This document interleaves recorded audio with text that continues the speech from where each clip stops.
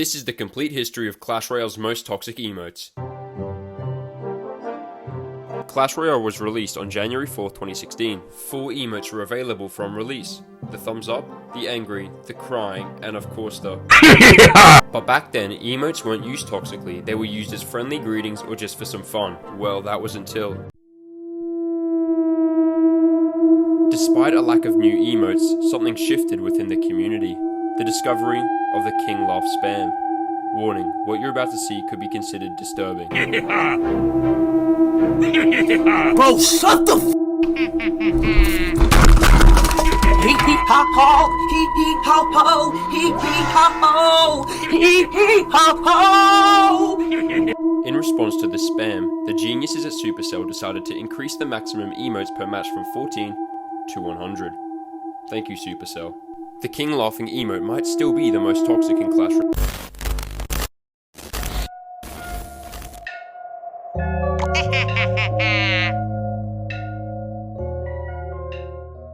2018 was probably the most important year in Clash Royale emote history. This is because Supercell stopped making king emotes and started giving every character personality. Honestly, this is where things got out of control. Suddenly there were goblins, princesses, barbarians, electro wizards, magic archers, everyone wanted an emote. It sounds like a harmless update, but it completely changed the game. Instead of one toxic emote, players suddenly had dozens. These emotes became so influential that pro players still utilize them to this day.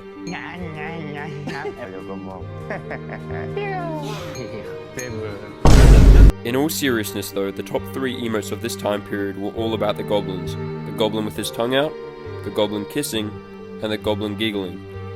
Despite these emotes maintaining popularity over the years, they are nowhere near to the most toxic emote on this list. By 2019, BMing wasn't just a thing a few players did, it was now a part of Clash Royale. However, one of the biggest reasons for this was something that didn't seem related to toxicity at all. The Pass Royale.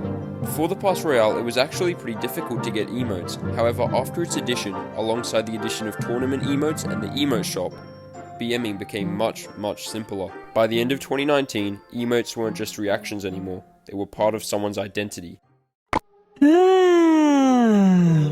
If you were to ask 100 Clash Royale players what the most toxic emote in the game was, I guarantee that at least half of them would say the Princess Yawn. Something about this emote that just feels different. With the Laughing King, you know you're getting laughed at. But the Princess Yawn, she makes you feel like you're not even worth playing. The most toxic emotes are not usually the loudest ones, but the most subtle. Around this point, the conversation of what is the most toxic emote was coming up in Reddit. And for once, the Laughing King had real competition.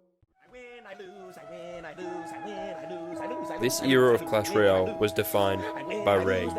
Everyone knew how to emote, and no one was afraid to do it.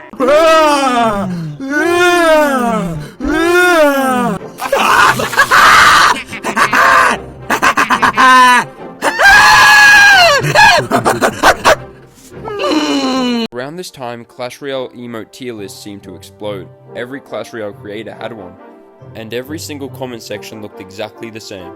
Princess Yawn is number 1. No, Laughing King is number 1. No, Goblin Kiss is number 1. Everyone had a different answer, which only made the discussion even bigger. Then came the arrival of this little guy. The chicken. The chicken somehow became toxic almost instantly. Clash Royale players somehow managed to turn it into one of the most toxic emotes in the game. Using the chicken emote was essentially calling your opponent a coward, so if they were rocket cycling, you pull out the chicken emote. If they were BMing, you pull out the chicken emote. If they were Mega Knighting on bridge, you pull out the chicken emote. Something else happening around this time was also that players began to collect emotes. Just think about that. People were waiting for emotes to be released just so they could BM better. By the end of 2022, there were hundreds of emotes. Most of them were forgotten, but some remained iconic forever. Oh my god. They brought it back! They brought it back! If Princess Yawn was disrespectful, Goblin Boohoo was personal. I mean, this is the only emote in Clash Royale that was removed from the game for being too toxic and reintroduced. I don't even want to know how much money Supercell made off this emote, because I know damn well that I bought it. It's one of the only ways in Clash Royale that you can tell your opponent to cry about it. If you don't have this emote, you either couldn't afford it, or you're still mad about not buying it. 2024 was the beginning of emote combos. Since one emote was no longer toxic enough, people began creating combos. This led to some interesting results. Cannoneer, you had Goblin. What is that supposed to mean? Don't. Fat Tear said, my God! People soon found out that you can convey many messages through multiple emotes, such as